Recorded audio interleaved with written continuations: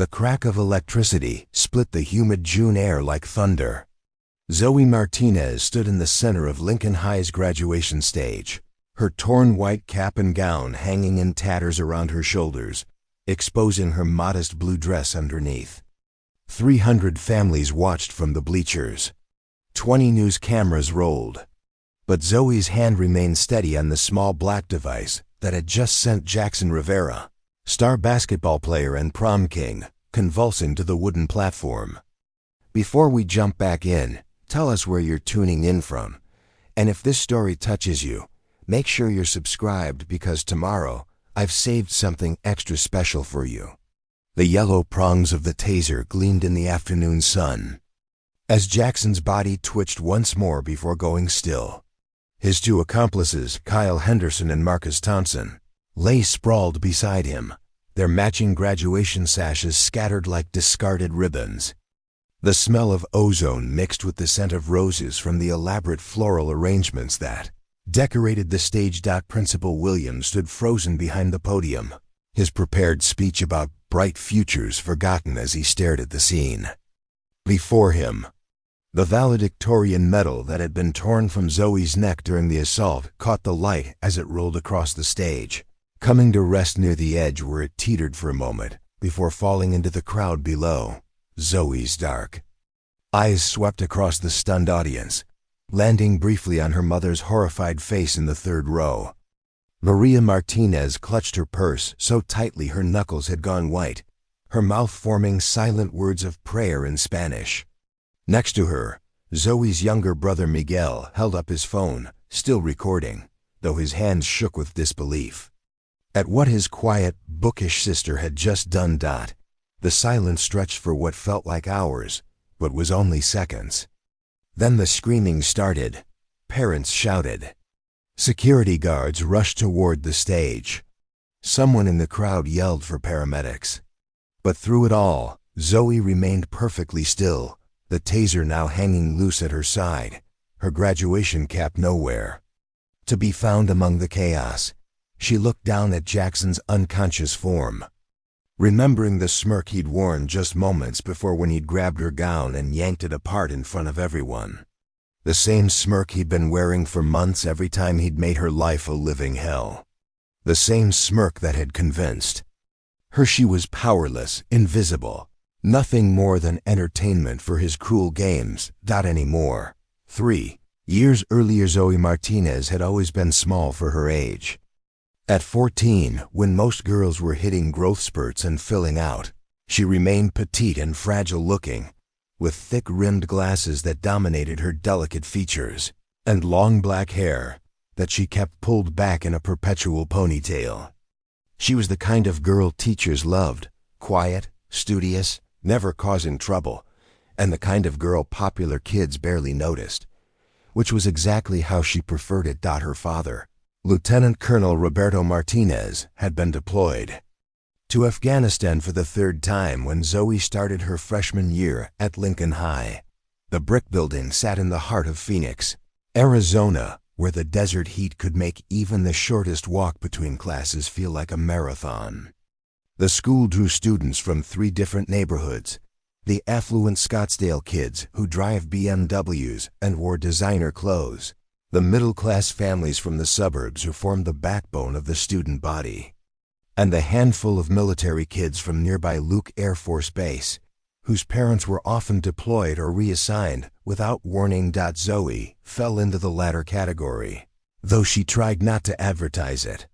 Military kids had a reputation for being either overly aggressive or socially awkward, and she had enough strikes against her without adding that label. Better to blend in, keep her head down, and count the days until graduation. Her mother worked double shifts at Phoenix General Hospital as a registered nurse, trying to make ends meet while Roberto was overseas. The military pay helped, but medical bills from Miguel's asthma treatments and the mortgage on their modest 3-bedroom house in a decent school district stretched their budget thin. Zoe had learned early not to ask for the expensive clothes or gadgets that seemed standard issue for her classmates. Instead, she threw herself into academics. Books were free from the library. Good grades cost nothing but time and effort.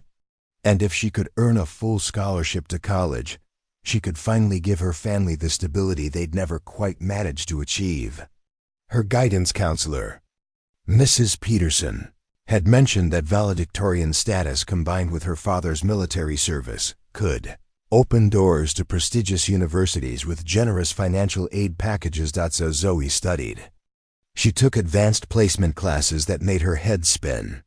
She joined academic clubs that met during lunch while other kids socialized. She tutored struggling students for community service hours and spent her weekends at the library instead. Of parties she was never invited to anyway. By junior year, her strategy was working. She held the highest GPA in her class, had scored nearly perfect on her SATs, and had been accepted to 7 different colleges with varying levels of scholarship offers. MAT had even sent a personal letter expressing interest in her application. For their engineering program, everything was going according to plan until her father came home. Roberto Martinez returned from his 3rd deployment in February of Zoe's junior year, 2 months earlier than expected. The family had planned a celebration dinner, bought a welcome home banner, and Miguel had even practiced a speech he'd written for his dad. But the man who walked through their front door wasn't the same one who'd left 18 months earlier. The nightmare started immediately. Roberto would wake up screaming at 3 in the morning, drenched in sweat, convinced they were under attack. He couldn't handle loud noises, Miguel's video games, the neighbor's lawnmower, even the microwave beeping sent him into a panic. He'd lost 30 pounds and developed a tremor in his left hand that he tried to hide by keeping it in his pocket. Most devastating of all, he couldn't work. The Air Force had classified him as temporarily unfit for duty pending psychological evaluation. The steady paycheck that had kept their heads above water disappeared overnight, replaced by a complicated web of military bureaucracy and uncertain disability benefits that might or might not come through. Maria picked up extra shifts at the hospital, sometimes working 16 hours straight to cover the bills.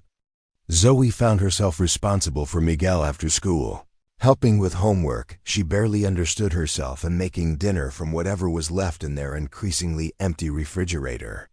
Her own grades began to slip as exhaustion set in. The worst part was watching her father fade away. The strong, confident man who'd taught her to change a tire and throw a perfect spiral was gone, replaced by someone who flinched at sudden movements and spent most days staring blankly at the television. He'd always been her hero, the parent who encouraged her dreams and told her she could accomplish anything she set her mind to. Now, he could barely accomplish getting dressed in the morning. Zoe tried to compensate by working harder, staying up later, pushing herself beyond her limits to maintain her academic standing. She took on a part-time job at a local tutoring center, using the small paycheck to help with groceries and Miguel's medical expenses. Her social life, already minimal, disappeared entirely. That's when Jackson Rivera first noticed her. Jackson was everything Zoe wasn't: tall, confident, surrounded by friends and admirers wherever he went. He was the starting point guard on the basketball team that had won the state championship 2 years running. His father owned a successful chain of auto dealerships across the Southwest, and Jackson drove a different expensive car to school every week, claiming he was test driving them for his dad's business. More importantly, Jackson was cruel in the way that only truly privileged teenagers could be. He had a gift for finding people's weaknesses and exploiting them for entertainment. Teachers loved him because he was charming and articulate when adults were around. Students either worshipped him or feared him, often both simultaneously. He first approached Zoe in the library during what should have been her lunch period. She was hunched over a calculus textbook, trying to finish an assignment while simultaneously reviewing notes for her AP history exam that afternoon. Her stomach growled audibly, but she'd given her lunch money to Miguel for his field trip that morning. "Zoe Martinez, right?" Jackson's voice was smooth, friendly even. You're the girl with all the perfect grades." She looked up, surprised that he knew her name. Jackson Rivera had never spoken to her before, despite 3 years of sharing various classes. He was leaning against the table where she sat, his varsity jacket draped casually over one shoulder. "I'm sorry, do you need something?" she asked, glancing around the library nervously. A few other students were watching their interaction with interest. "Actually, yeah. I'm struggling with AP chemistry, and I heard you're like a genius at that stuff. Think you could help me out? I'd pay you, obviously." Zoe blinked in surprise. She was good at chemistry, and she could certainly use the money. But something in Jackson's expression didn't match his friendly tone. There was a calculating look in his eyes that made her uncomfortable. "I don't really do private tutoring," she said carefully. "But Mrs. Chun offers extra help sessions after school on Tuesdays and Thursdays." Jackson's smile never wavered, but something cold flickered behind it. "Right, but those are group sessions. I need individual attention, you know? One-on-one time to really focus." The way he said one-on-one time made Zoe's skin crawl. She began gathering her books and papers, suddenly eager to leave despite having nowhere else to go during lunch. "I'm sorry, but I'm really busy with my own coursework. I'm sure Mrs. Chun can recommend someone else." She stood up quickly, clutching her textbooks to her chest like armor. Jackson stepped back, but not enough to give her a clear path to the exit. For a moment, they stood facing each other in the narrow space between tables, and Zoe could smell his expensive cologne mixed with the faint scent of marijuana that seemed to follow him everywhere. "That's too bad," he said, his voice still pleasant, but somehow threatening. "I was really hoping we could be friends, Zoe. You seem like you could use more friends." The comment hit its target perfectly. Zoe did need friends. She was desperately lonely, isolated by her family's financial struggles and her own academic obsessions. But she also recognized the implied threat in his words. Popular kids like Jackson didn't offer friendship to outcasts. Like her without expecting something in return. "I should get to class," she mumbled, sidestepping around him. "See you around," Jackson called after her, loud enough for the other students to hear. "Let me know if you change your mind about tutoring." Preparing and narrating this story took us a lot of time, so if you are enjoying it, subscribe to our channel. It means a lot to us. Now back to the story. As Zoe hurried out of the library, she heard muffled laughter from Jackson's usual table, near the windows. She didn't turn around to see who was laughing or why, but her cheeks burned with embarrassment anyway. That should have been the end of it. A simple misunderstanding, easily forgotten. But Jackson Rivera wasn't the type to forget. When someone said no to him, especially not in front of witnesses. And Zoe Martinez was about to learn that being invisible only worked until someone decided they wanted to see you. The harassment started small, almost too subtle to prove. Her locker would be left open after she was certain she'd closed it. Her carefully organized binders would be shuffled, with pages missing or torn. Books she needed for class would disappear from her backpack, only to turn up in random locations around the school.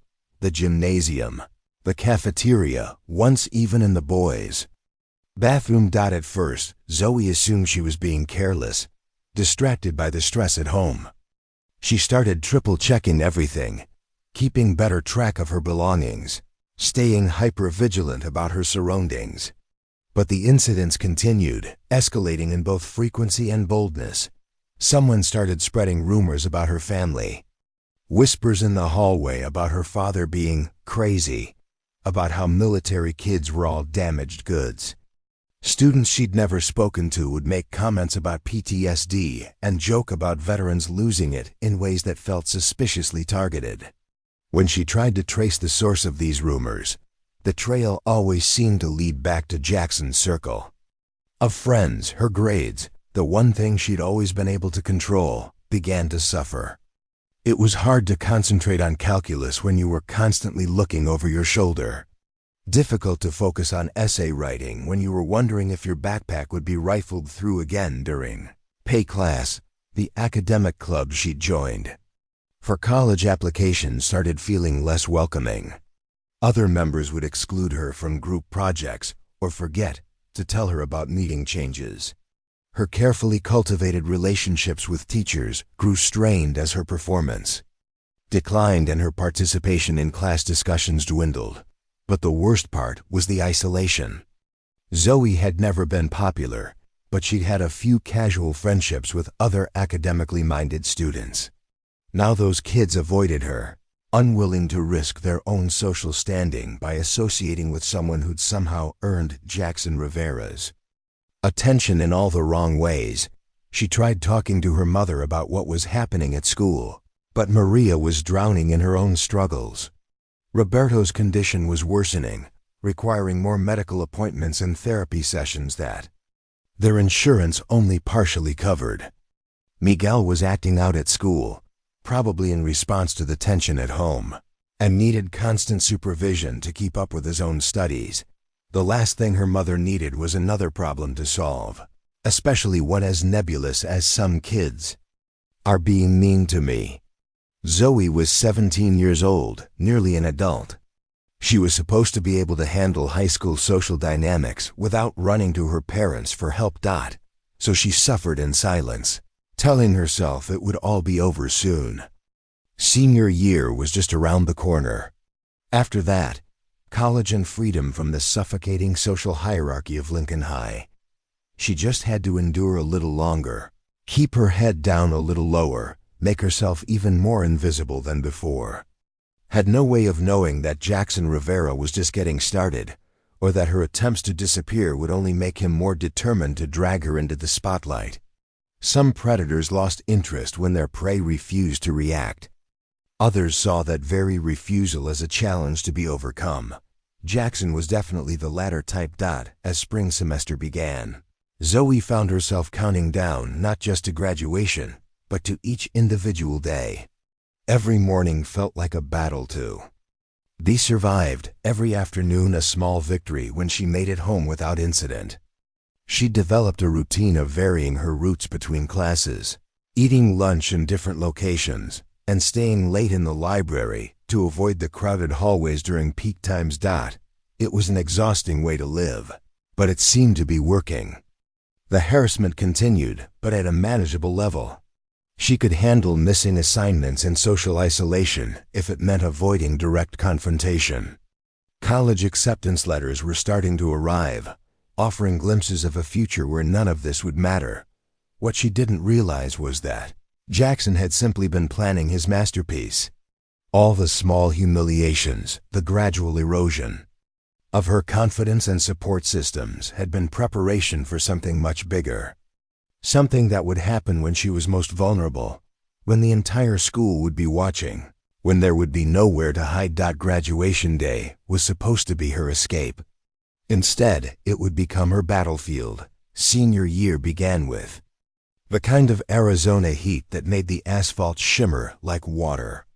Zoe stepped off the city bus at Lincoln High, her backpack heavy with textbooks she'd bought secondhand, and a lunch she'd packed before her mother left for her early shift at the hospital. The parking lot was already filled with luxury cars and pickup trucks, their chrome gleaming in the morning sun. She'd survived junior year by becoming a ghost, but senior year brought new challenges.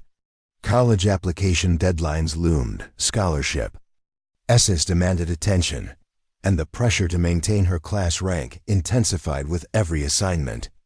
Most critically, she'd been selected as a candidate for valedictorian, putting her directly in the spotlight she'd spent 3 years avoiding. The announcement had come during the final week of junior year. Mrs. Henderson, the academic counselor, had pulled her aside after a literature class with a manila folder, thick with college brochures and scholarship applications. "Congratulations, Zoe. Based on your current GPA and course rigor, you're in the running for valedictorian. The honor comes with a full-ride scholarship to Arizona State University, plus several other benefits." Zoe's heart had leaped. A full scholarship would solve everything: her family's financial crisis, her college dreams, maybe even help with her father's medical bills. But Mrs. Henderson's expression remained serious. "However, I need to warn you that competition will be fierce this year. There are 3 other candidates, and senior year grades count double. You'll need to maintain perfect performance while juggling increased visibility and responsibilities." Increased visibility. The phrase had sent ice through Zoe's veins despite the sweltering heat outside the counselor's office. Being valedictorian meant speeches, ceremonies, and attention from the entire school community. Everything she'd been trying to avoid, but she couldn't afford to refuse. Her family needed the scholarship more than she needed anonymity. Jackson Rivera had also received the news within hours, though not officially. His father served on the school board, and information flowed freely between the Rivera household and school administration. More importantly, Jackson had assumed the valedictorian. Honor would be his by birthright. His older brother had held the title 4 years earlier, and the Rivera family had already begun planning the graduation party that would celebrate Jackson's academic crown. The revelation that some nobody military kid was not only competing for his rightful place but actually leading the race had triggered something dark and calculating in Jackson's mind. He'd spent the summer planning his senior year strategy, and Zoe Martinez had just become the primary obstacle to his success. The first week of school passed quietly, almost peacefully. Zoe threw herself into her coursework with renewed intensity, taking 6 AP classes despite her counselor's warnings about burnout. She needed every weighted point to maintain her lead. Her days began at 5 in the morning with studying and ended near midnight with homework completion. At home, her father's condition had stabilized into a new normal that wasn't quite normal at all. Roberto still couldn't work, but he'd begun attending therapy sessions twice a week and had started a medication regimen that helped with the worst of his anxiety. Some days he almost seemed like his old self, helping Miguel with homework or attempting to cook dinner for the family. Other days, he sat in his recliner staring at nothing, his hands shaking as he relieved whatever demons haunted his memory. On those days, the house felt like a tomb, and Zoe found herself staying late at school to avoid the suffocating atmosphere of collective grief and worry. Money remained tight, tighter than ever with Roberto's medical expenses and the reduced income from Maria's inability to work as many double shifts. She'd been forced to cut back her hours to care for her husband during his worst episodes. The family had quietly applied for food assistance and been denied twice due to technicalities in the application process. Zoe began skipping lunch regularly, saving the money to contribute to household expenses. She told her mother she was too busy studying to eat during the day, which wasn't entirely a lie. Her clothes from sophomore year still fit, mostly because stress and irregular meals had kept her from gaining the weight that might have made them too small. Jackson's campaign against her resumed during the second week of school, but with a sophistication that caught her completely off guard. He'd spent the summer studying her routines, her weaknesses, her pressure points. Where his previous harassment had been random and opportunistic, now it was surgical and psychological. It started with her college applications. Somehow, her carefully completed forms for early admission to MIT and Stanford disappeared from her guidance counselor's office. The deadlines had passed by the time the clerical error was discovered, and both universities informed her that late applications would not be accepted under any circumstances. Mrs. Henderson was apologetic but helpless. "I'm so sorry, Zoe. The forms were definitely submitted to my inbox, but somehow they never made it to the final processing. We've had some issues with student volunteers mishandling paperwork." The student volunteers in the guidance office were all members of the National Honor Society, which Jackson served as president. Zoe knew exactly what had happened, but proving it was impossible. The damage was done, and 2 of her top choice schools were no longer options. Next came her advanced placement study groups. Zoe had organized informal sessions with other high-achieving students to prepare for the spring AP exams. These groups were crucial for her success, providing collaboration and shared resources she couldn't afford to purchase individually. One by one, the other students began dropping out of her study groups. They offered vague excuses about scheduling conflicts or family obligations, but Zoe noticed they all seemed to migrate toward Jackson's newly formed academic excellence circles that met at his family's sprawling house in Scottsdale. "Nothing personal," said Amanda Walsh, who'd been Zoe's lab partner in AP chemistry. "It's just that Jackson's dad hired actual AP prep tutors, and they have all the expensive review books. Plus his mom makes these amazing study snacks." What Amanda didn't mention was the subtle pressure campaign Jackson had waged, suggesting that students who wanted letters of recommendation from certain teachers or consideration for certain scholarships might want to reconsider their associations. Jackson had spent years cultivating relationships with influential adults, and he wasn't afraid to leverage those connections. Zoe found herself increasingly isolated academically, forced to tackle the most challenging courses in her school's curriculum without the peer support that had carried her through previous years. Her grades remained strong, but the effort required to maintain them was exhausting. The social isolation was even worse. The few casual friendships she'd maintained began to wither as former acquaintances started treating her with polite distance. Conversations would stop when she approached groups in the hallway. Invitations to birthday parties or study sessions simply stopped coming.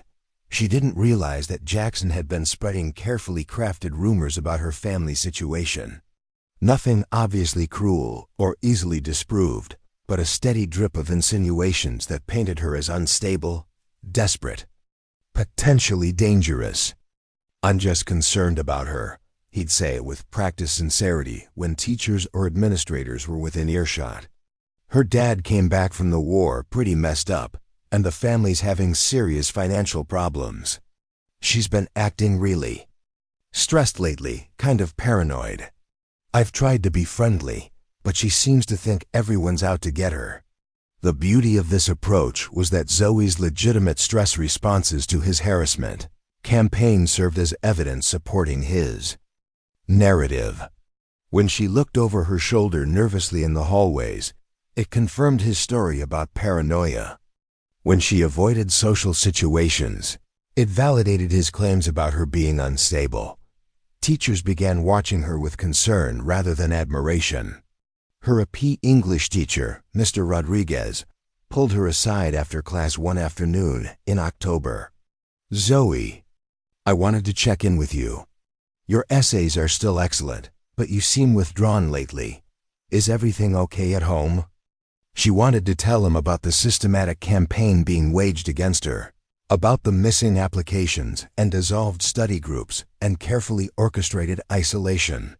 But how could she explain it without sounding exactly as paranoid as Jackson had painted her? "Everything's fine," she said, forcing a smile. "Just focusing on keeping my grades up for college applications." Mr. Rodriguez nodded, but she could see the doubt in his eyes. Another adult who'd been subtly convinced that she was struggling with unnamed psychological issues rather than deliberate sabotage. The pattern continued through the fall semester. Her locker was broken into regularly, with items rearranged just enough to let her know someone had been inside. Her car tires were deflated twice, both times in the school parking lot during class hours when security cameras had mysteriously malfunctioned. Anonymous notes appeared in her textbooks and backpack, never threatening enough to constitute evidence, but disturbing enough to keep her constantly on edge. Comments about her father's mental health, speculation about her family's financial situation, suggestions that she didn't belong at Lincoln High. Most devastatingly, someone had created fake social media accounts in her name, posting inflammatory comments about other students and teachers. When confronted by confused classmates about posts she'd never made, Zoe had to explain that her accounts had been hacked, which only reinforced the narrative. that she was making excuses and deflecting responsibility. The fake accounts were sophisticated, enough to include personal details only someone with access to school records could have known. They referenced inside jokes from classes she'd attended and mentioned specific teachers by name. When reported to school administration, the accounts were quickly deleted, leaving no trace of evidence but plenty of lingering suspicion. Jackson's masterstroke came in November, when he arranged for her to be publicly humiliated during the annual academic awards ceremony. Zoe had been selected to receive the Mathematics Excellence Award, an honor that came with a small scholarship and recognition in front of the entire school community. She'd carefully selected her best outfit for the ceremony, a navy blue dress. Her mother had splurged on from a department store, clearance rack, and had even convinced her father to attend despite his anxiety about public gatherings. Roberto sat in the audience wearing his military uniform, looking proud but fragile as his daughter was called to the stage. But when the presenter opened the envelope containing her name, confusion spread across his face. Instead of the Mathematics Excellence Award, the certificate inside was for the Most Improved Student recognition, typically given to students who'd overcome significant academic challenges. "I'm sorry," the presenter announced to the confused audience. "There seems to be some mistake with the paperwork. Zoe Martinez, please come forward for the Most Improved Student Award." The implication was clear to everyone in attendance. Most improved was what you gave to students who'd been failing and managed to bring their grades up to passing. It was a participation trophy, not an honor. The real Mathematics Excellence Award went to Jackson Rivera, who accepted it with gracious surprise and a humble speech about the importance of academic dedication. Zoe walked across the stage to accept the wrong award while 300 people whispered about what this mistake might mean. Had her grades been falling? Was she not as smart as everyone thought? Why would she be getting an award for improvement unless she'd been struggling? Her father's face in the audience showed confusion and hurt. He'd come to see his daughter honored for excellence and instead witnessed what appeared to be recognition for barely getting by. The drive home was silent, Roberto staring out the window while Maria tried to make cheerful conversation about how any award was an accomplishment. Later, investigation revealed that the certificates had been accidentally switched by a student volunteer from the National Honor Society, the same organization Jackson led with such dedicated service to the school community. By December, Zoe's class rank had slipped to 3rd place, not because her grades had fallen, but because Jackson and his carefully selected allies had found ways to gain extra credit opportunities that weren't available to other students. Research projects supervised by teachers who owed favors to the Rivera family. Independent study courses that existed only on paper but provided weighted grade points. The valedictorian scholarship that had seemed within her grasp was slipping away, taking with it her family's financial salvation and her own dreams of escaping to a prestigious university. Worse, the constant stress was affecting her home life. She snapped at Miguel more often, avoided family dinners, and spent most evenings locked in her room struggling to complete assignments that would have been routine just months earlier. Her father noticed the change. One evening in mid-December, he knocked on her bedroom door carrying 2 cups of hot chocolate, a tradition from her childhood that they'd abandoned years ago. "Mind if I sit with you for a few minutes?" he asked, his voice steady for once.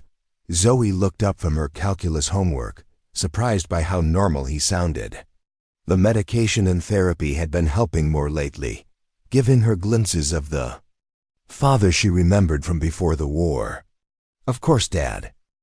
He settled into the chair at her desk, moving carefully like someone much older than his 42 years. For a few minutes, they sat in comfortable silence while Zoe worked through derivative problems, and Roberto sipped his hot chocolate. "You know," he said finally. "When I was deployed, I learned to recognize when someone was under sustained attack. Not the obvious kind, with bullets and explosions, the subtle kind. Psychological warfare designed to break down your defenses slowly, make you doubt yourself, isolate you from your support systems. Zoe's pencil stopped moving. She looked at her father, seeing intelligence and awareness in his eyes that had been missing for months. Someone's been waging that kind of campaign against you, haven't they? For a moment, she considered denying it. But her father's steady gaze and the genuine concern in his voice broke through months of accumulated loneliness and frustration. "Yes," she whispered, and then the whole story came pouring out. Jackson's harassment campaign, the missing applications, the dissolved study groups, the fake social media accounts, the switched certificates. Everything she'd been carrying alone for months. Roberto listened without interruption, his expression growing darker with each revelation. When she finished, he was quiet for a long time, processing what he'd heard. "This boy," he said finally, "Jackson Rivera, he's not just bullying you. He's conducting a systematic destruction of your opportunities and reputation. That's not a teenage drama. That's predatory behavior." "But I can't prove any of it," Zoe said, tears finally coming after months of holding them back. "He's too smart, too careful. Everyone thinks I'm paranoid or making excuses." Roberto reached over and took her hand, his own trembling slightly but his grip firm. "Sweetheart, I know what it's like to feel like you're fighting an enemy that no one else can see. But I also know that predators like this don't stop on their own. They escalate until someone stops them." "What do you mean?" "I mean he's not going to be satisfied with just beating you for valedictorian. He's going to want to humiliate you completely, probably in front of the whole school. And when he does, you need to be ready." That night, for the first time in months, Roberto Martinez went to the garage and opened a footlocker he hadn't touched since returning from Afghanistan. Inside, beneath his dress uniform and military commendations, was a small black device he'd carried throughout his final deployment. A civilian legal stun gun, designed for personal protection, but capable of dropping a full-grown man in seconds. He'd brought it home intending to give it to Maria for protection during night shifts at the hospital, but his mental health crisis had made everyone forget about it. Now, looking at his daughter's tear-stained face and hearing about the psychological torture she'd endured, Roberto made a decision that would change everything. The next morning, he began teaching Zoe how to use it. The Taser was smaller than Zoe had expected, no bigger than a smartphone but considerably heavier. Roberto demonstrated its operation in their garage on a frigid January morning. The concrete floor slick with condensation and the air sharp with the scent of motor oil and desert dust. "This isn't a toy," he said, his voice carrying the authority of his military training. "It's designed to incapacitate an adult male for several minutes. The charge is non-lethal but extremely painful. You never draw it unless you intend to use it, and you never use it unless you're in genuine physical danger." Zoe nodded, her fingers trembling as she held the device. It felt foreign in her hands, like holding a live snake. She'd never imagined herself capable of violence, even in self-defense. The probes have a range of about 15 feet, but accuracy drops significantly beyond 10. Aim for center mass, the chest or back. Once you fire, you have to reload before you can fire again, so make it count. They practiced with a cardboard target Roberto had fashioned from Amazon boxes, teaching her stance, aim, and follow through. The garage became their secret training ground, sessions scheduled around Maria's work shifts and Miguel's school activities. Roberto didn't want the rest of the family to know about their preparations, partly to avoid worrying them, and partly because he knew his wife would disapprove. "Promise me you'll only use this as an absolute last resort," he said after their third training session. "But if someone puts their hands on you, if they corner you and won't let you leave, if you genuinely fear for your safety, don't hesitate. Your life is worth more than their comfort." Zoe promised, though she couldn't imagine a scenario where she'd actually need such extreme protection. Jackson's harassment had been cruel and systematic, but it had remained psychological. Surely he wouldn't escalate to physical violence, especially not at school where teachers and security cameras could witness everything. She was wrong. The physical escalation began in February, during the semester when college acceptance letters started arriving and the pressure to maintain academic standing reached its peak. Jackson's earlier sabotage had cost Zoe her early admission opportunities, but she'd managed to submit regular applications to several universities, including Arizona State with its full-ride valedictorian scholarship. Her class rank had stabilized at second place behind Jackson, who continued to benefit from mysterious extra credit opportunities and favorable grading adjustments. But second place still qualified for significant scholarships, and her SAT scores remained among the highest in school history. She wasn't beaten yet. That's when Jackson decided to remove her from competition entirely. The first incident happened during lunch period in the library, Zoe's usual refuge from the social minefield of the cafeteria. She was working on a scholarship essay for the University of Arizona when Jackson appeared at her table, flanked by Kyle Henderson and Marcus Thompson. Kyle was built like a linebacker despite playing basketball, with the kind of thick neck and permanent scowl that suggested steroid abuse.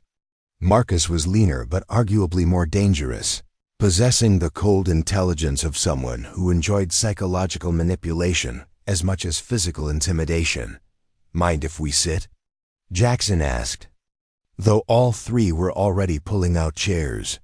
"Actually, I need to concentrate," Zoe said, starting to pack up her materials. "Relax," Marcus said, his hand shooting out to pin her notebook to the table. "We just want to talk."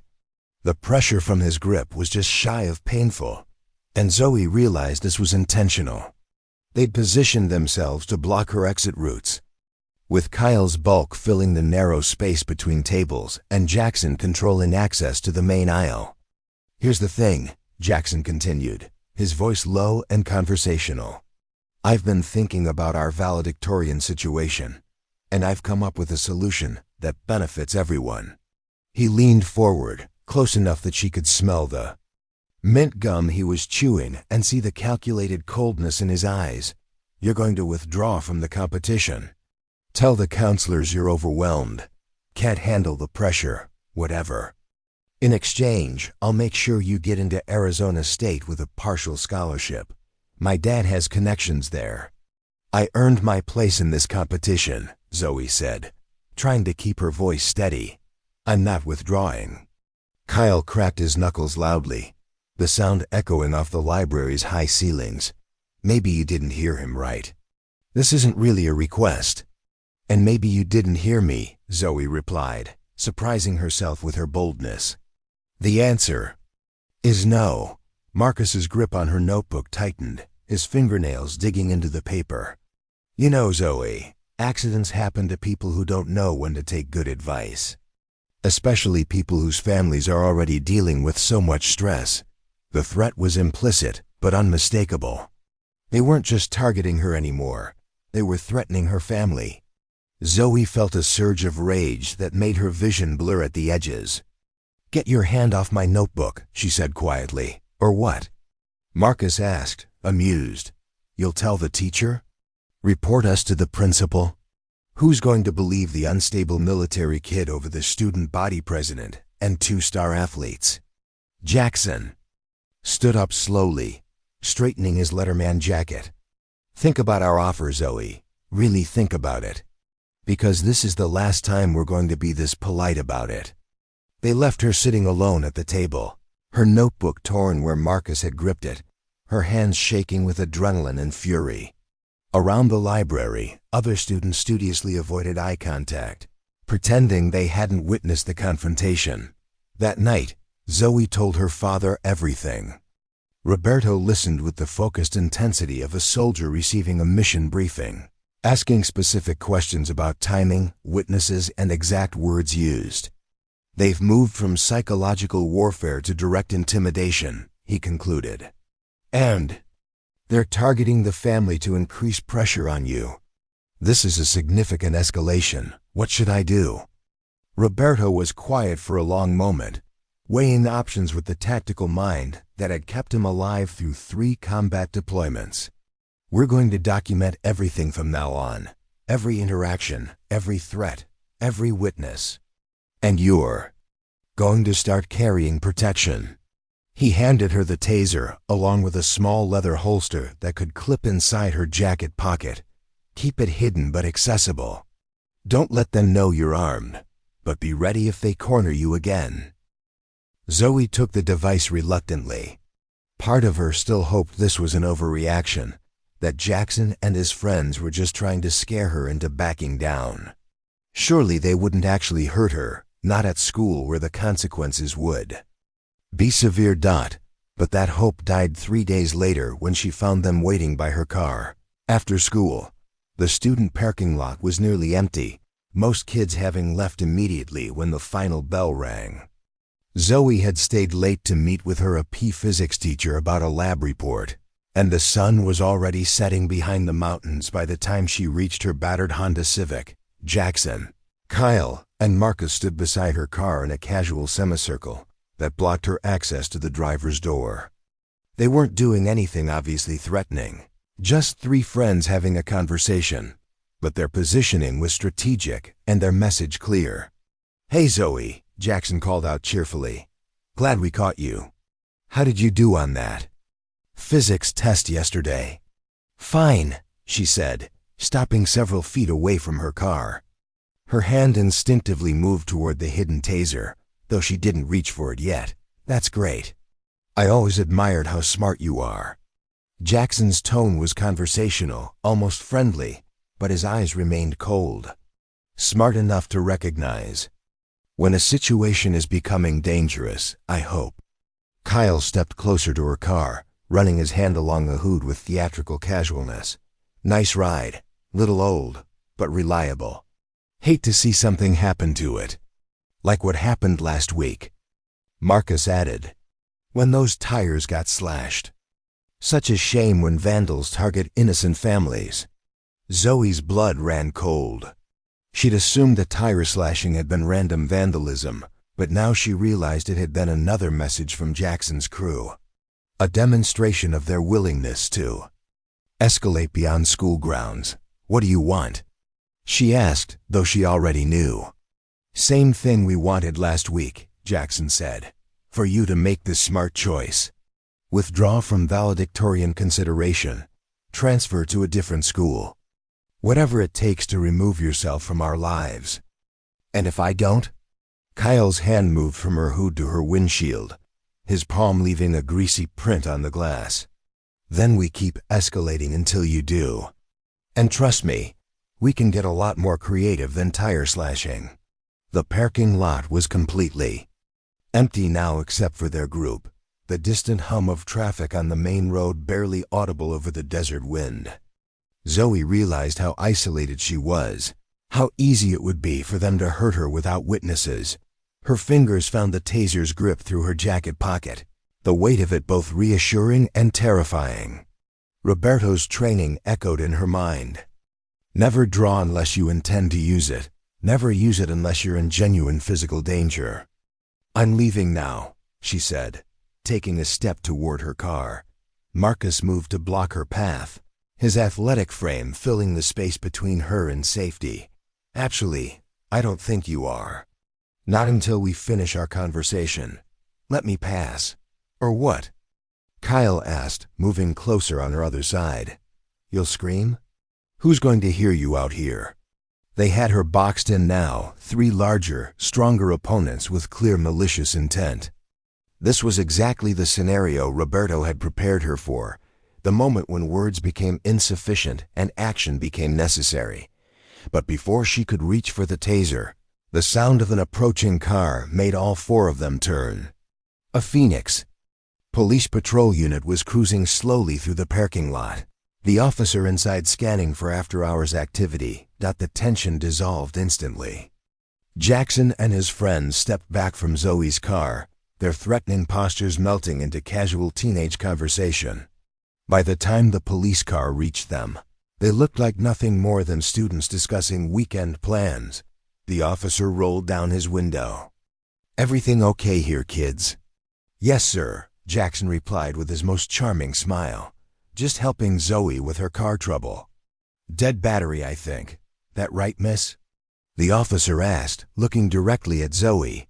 She hesitated for a crucial moment, weighing her options.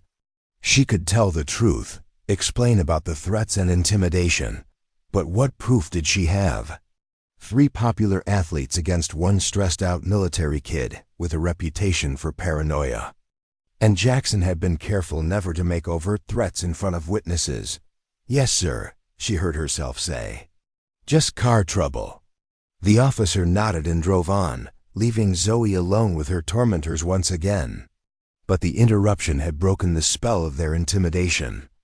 Jackson looked frustrated, his carefully planned confrontation ruined by police intervention. "This isn't over," he said quietly as she finally reached her car door. "You got lucky tonight. But luck runs out." Zoe drove home with shaking hands, adrenaline making her hypersensitive to every sound and movement.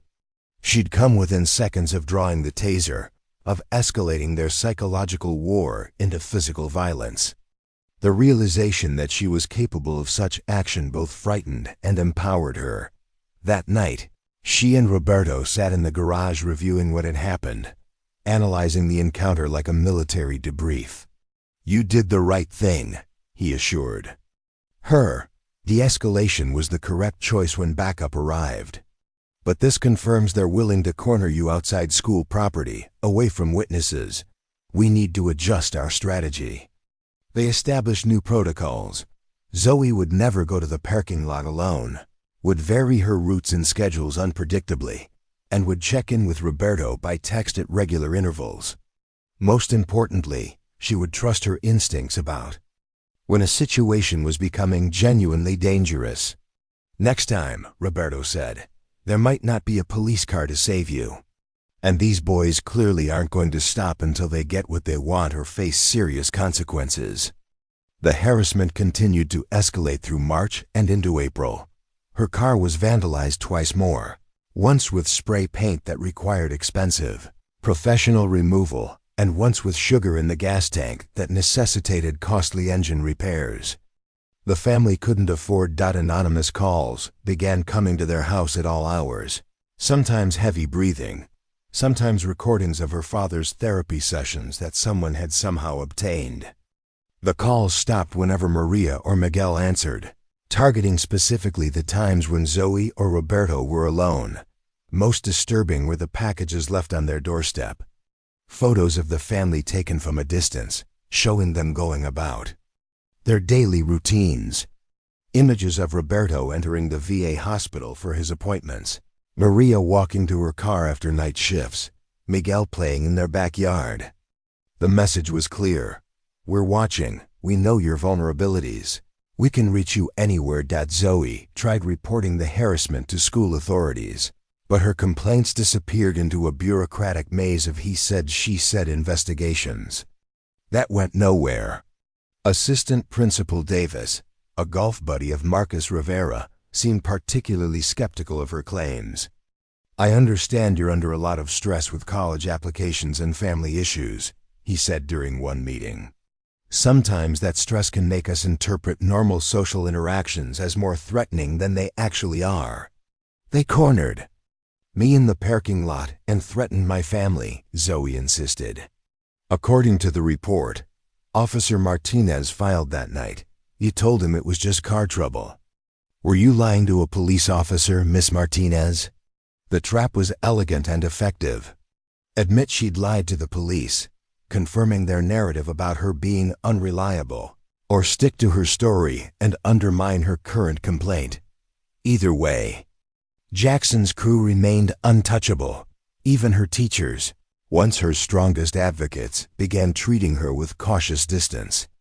Her grades remained high, but class participation dropped as she became increasingly withdrawn and hyper-vigilant. Mr. Rodriguez, her AP English teacher, pulled her aside after a particularly quiet class period. "Zoe, I'm concerned about you. Your essays are still excellent, but you seem different. Angry. Are you getting enough sleep? Maybe talking to a counselor would help. The suggestion that she needed psychological help rather than protection from systematic harassment was the final insult. Even the adults who should have been protecting her had been convinced that she was the problem, not the solution. By late April, with graduation just weeks away, Zoe realized that no one was coming to save her. The system that should have protected students was either corrupted by the Rivera family's influence or willfully blind to abuse that didn't leave obvious physical evidence. She was on her own, armed with nothing but a concealed taser and her father's tactical training, facing opponents who had money, connections, and the presumption of innocence that came with their privileged status. The final confrontation was inevitable. Jackson had made it clear that he wouldn't stop until she was completely destroyed, her academic achievements nullified, her family terrorized into submission, her future reduced to whatever scraps he chose to allow her. But Zoe Martinez was no longer the frightened, isolated girl who'd tried to disappear into the background of Lincoln High. Months of harassment had forged her into something harder, more dangerous. She'd learned to recognize predators, to anticipate their tactics, to trust her instincts about when diplomacy failed and action became necessary. As graduation day approached, she knew that Jackson would make his move then, in front of the entire school community, when her humiliation would be most complete and public. He'd been building toward this moment all year, gathering witnesses, and setting the stage for her ultimate defeat. What he didn't know was that she'd been preparing too, learning lessons that weren't taught in any classroom. Her father had taught her to fight, but more importantly, he'd taught her when fighting became not just acceptable but necessary. The shy, quiet girl who'd started senior year hoping to blend into the background was gone. In her place stood someone who understood that sometimes the only way to stop a predator was to become more dangerous than they were. Graduation day would indeed be a confrontation. But Jackson Rivera had made a critical miscalculation about who would be left standing when it was over. May 15th dawned with the kind of desert clarity that made the mountains look close enough to touch. Graduation day at Lincoln High arrived with temperatures already climbing toward triple digits by 8 in the morning, the kind of heat that would have families fanning themselves with programs before the ceremony even began. Zoe stood in front of her bedroom mirror, adjusting the white cap and gown that marked the end of her high school career. Underneath, she wore the blue dress her father had bought her for her 16th birthday, the last gift he'd given her before his deployment. The taser was concealed in a specially modified pocket Roberto had sewn into the gown's interior, invisible, but accessible if needed. "You look beautiful, Mia," Maria said from the doorway, her voice thick with emotion. She held a small corsage of white roses, a graduation tradition she'd insisted on despite their tight budget. "Thanks, Mom," Zoe allowed her mother to pin the flowers to her gown, trying to ignore the tremor in Maria's hands. The stress of the past year had aged her mother visibly, adding gray streaks to her black hair and deep lines around her eyes. Roberto appeared behind his wife, wearing his dress military uniform complete with ribbons and commendations. He'd insisted on wearing it today, saying his daughter deserved to have a proper military escort to her graduation. The uniform still fit perfectly, though he'd lost weight during his recovery. "Ready, sweetheart?" he asked, but his eyes conveyed a different question.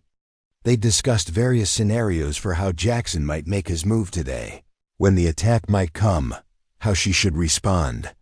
"Ready," she confirmed, her hand briefly touching the hidden taser for reassurance.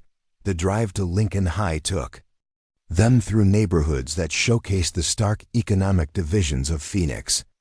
They passed gated communities with manicured lawns and circular driveways before transitioning to their own modest area, where houses sat closer together and cars were older, but well-maintained. The school parking lot was already crowded with families setting up for the ceremony.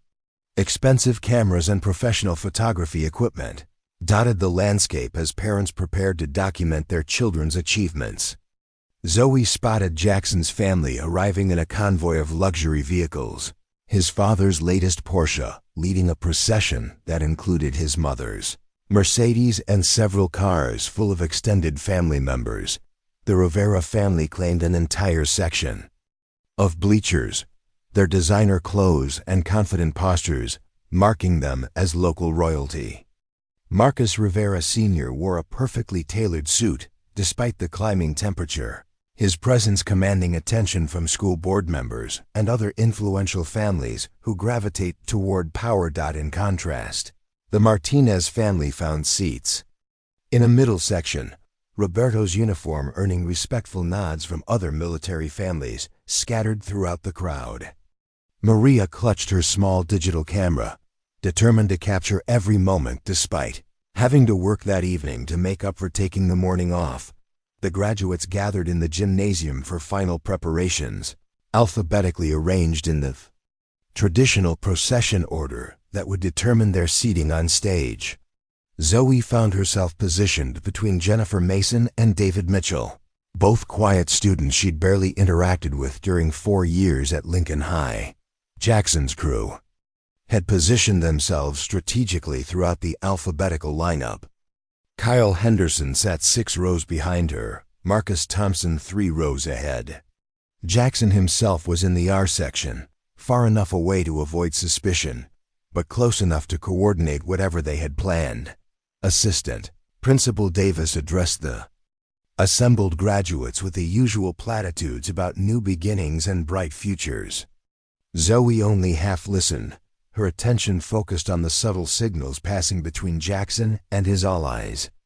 A nod here, a gesture there, the kind of nonverbal communication that indicated a plan was in motion. Remember, Davis concluded, today represents not just your individual achievements, but the collective success of the Lincoln High community. Let's make this a ceremony we can all be proud of. The graduates filed out of the gymnasium and across the campus toward the outdoor amphitheater where the ceremony would take place. The wooden stage had been decorated with the school colors, red and gold banners fluttering in the desert breeze. Folding chairs arranged in precise rows awaited the 847 members of the graduating class. As they took their positions, Zoe noticed several things that set off alarm bells trained by months of hypervigilance. Jackson had somehow maneuvered closer to her section, switching places with another student in a way that put him within striking distance. Kyle and Marcus had made similar adjustments, creating a triangle of threat around her position. More concerning was the number of phones already recording. Social media had made every public event a potential viral moment, but the concentration of cameras pointed toward her section seemed unusually high. Jackson's friends throughout the audience held devices ready to capture whatever was about to unfold. Principal Martinez, no relation, despite the shared surname, took the podium to begin the ceremony with opening remarks about perseverance and achievement. The irony of sharing a name with the administrator who'd failed to protect her wasn't lost on Zoe, but she forced herself to focus on her surroundings rather than bitter thoughts about institutional failure. The first half of the ceremony proceeded normally. Academic awards were presented, scholarships announced, and the top 10% of the class recognized for their achievements. Zoe's name was called for the National Merit Scholarship finalist recognition, an honor that came with a small but meaningful financial award. As she walked across the stage to accept her certificate, she caught sight of Jackson's face in the crowd of graduates. He was smiling, but it was the predatory expression she'd learned to recognize over the past year. Whatever he had planned was coming soon. The valedictorian announcement arrived with the kind of fanfare Lincoln High reserved for its most prestigious honor. Principal Martinez built the suspense with comments about academic excellence and leadership qualities before opening the envelope containing the winner's name. This year's valedictorian, with a cumulative GPA of 4.67 and acceptance to multiple Prestigious universities, is Jackson Rivera. The applause was thunderous, led by the Rivera family section, and spreading throughout the audience. Jackson rose from his seat with practiced humility, waving to the crowd as he made his way to the stage. His speech was polished and inspiring, full of references to teamwork, perseverance, and the importance of lifting others up while climbing toward success. Zoe felt sick.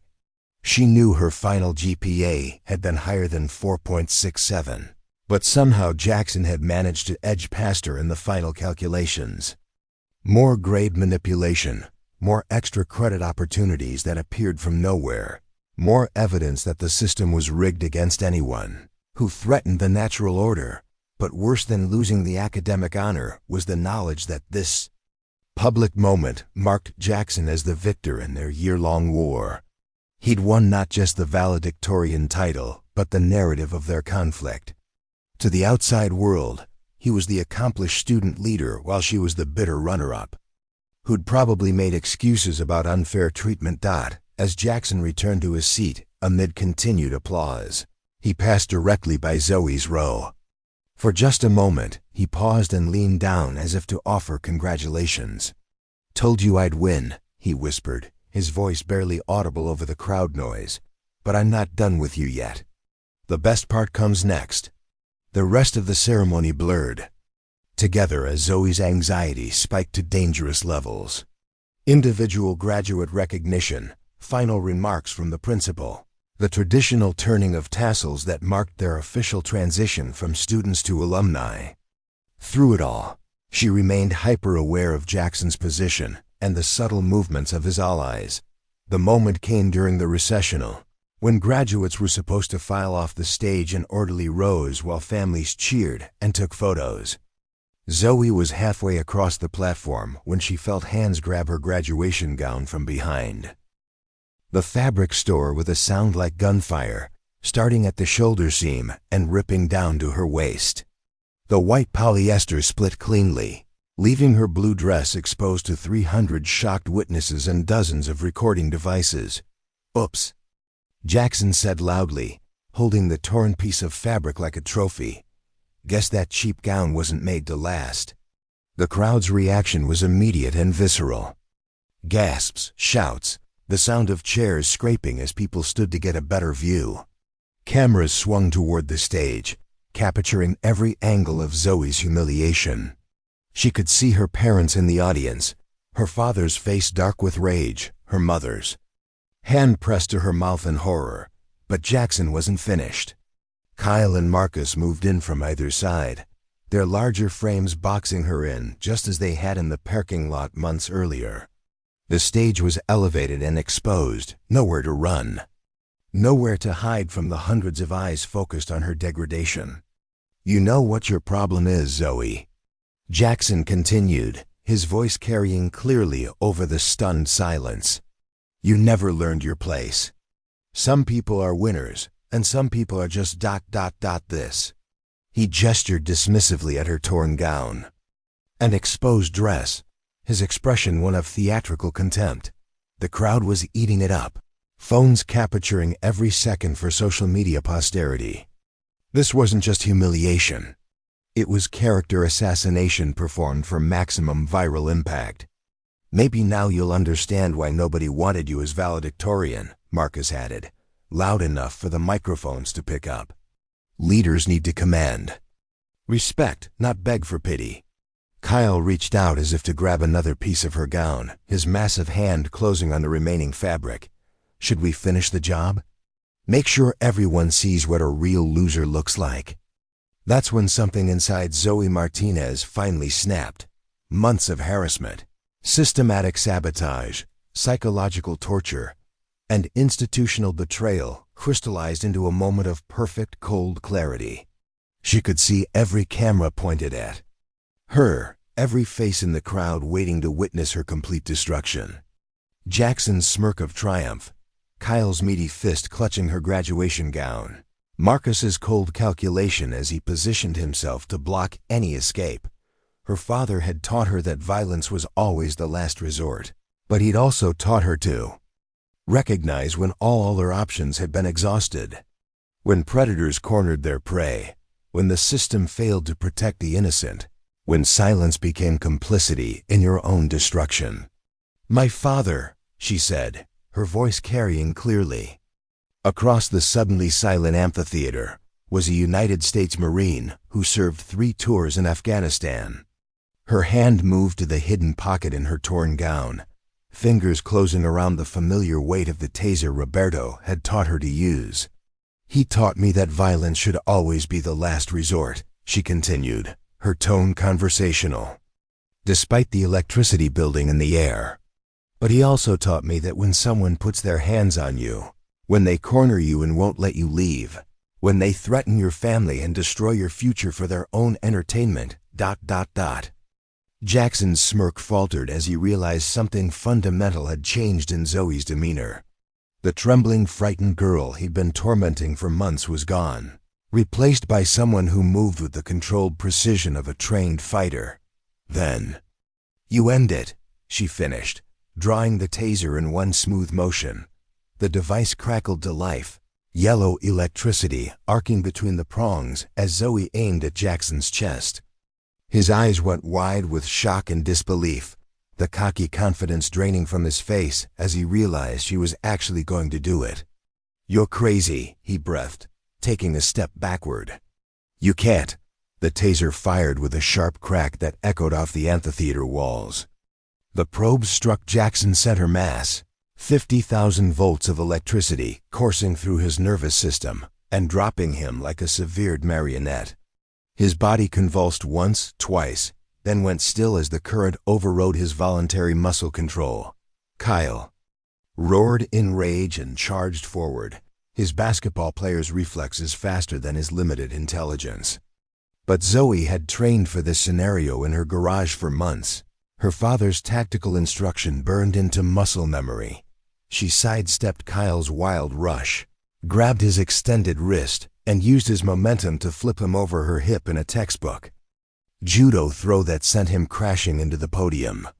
The wooden structure splintered under his weight, microphone feedback shrieking across the amphitheater as he lay groaning in the wreckage. Marcus tried to grab her from behind, but months of hypervigilance had given Zoe an almost supernatural awareness of her surroundings. She spun and drove her elbow into his solar plexus with surgical precision, doubling him over before a knee strike to his face sent him sprawling across the stage. 3 seconds. 3 attackers down. 300 witnesses to her transformation. From victim to victor. Zoe stood in the center of the stage, her torn graduation gown hanging from one shoulder, the spent taser still in her hand. Around her lay the 3 bullies who'd made her life a living hell. Unconscious or incapacitated by someone they'd dismissed as weak and helpless, the amphitheater had erupted in chaos. Parents screamed, security guards rushed toward the stage, and sirens wailed in the distance as someone had finally called for help. But through it all, Zoe remained perfectly calm, her breathing steady, her stance balanced. She looked out at the crowd of faces, many of whom had watched her torment for months without intervening. Teachers who'd dismissed her complaints, administrators who'd protected her abusers, students who'd chosen silence over solidarity. "Anyone else?" she asked quietly, her voice somehow carrying over the pandemonium. Nobody moved. Nobody spoke. Nobody challenged the quiet girl who just demonstrated that she was far from helpless. As police officers approached with hands on their weapons, Zoe carefully placed the taser on the stage and raised her hands. She wasn't running, wasn't hiding, wasn't making excuses. She defended herself against attackers who'd cornered her and torn her clothes in front of hundreds of witnesses. "I was defending myself," she said clearly as the first officer reached her. "Check every camera, every phone recording. I have months of documentation of their harassment campaign, and I want to press charges." The words echoed across Lincoln. High's graduation ceremony transformed from a celebration of academic achievement into a reckoning with the culture of privilege and abuse that had poisoned the institution for years. Jackson Rivera lay unconscious at her feet, his perfect reputation, shattered along with his nervous system. Kyle Henderson groaned among the splinters of the podium he'd destroyed with his own body. Marcus Thompson clutched his nose, blood streaming between his fingers, and Zoe Martinez, the shy military kid who'd tried so hard to be invisible, stood in the center of it all like an avenging angel in a torn graduation gown, finally visible to everyone who'd chosen not to see her before. The quiet girl had found her voice, and Lincoln High would never be the same. Up next, you've got 2 more standout stories right on your screen. If this one hits the mark, you won't want to pass these up. Just click and check them out. And don't forget to subscribe and turn on the notification bell so you don't miss any upload from us.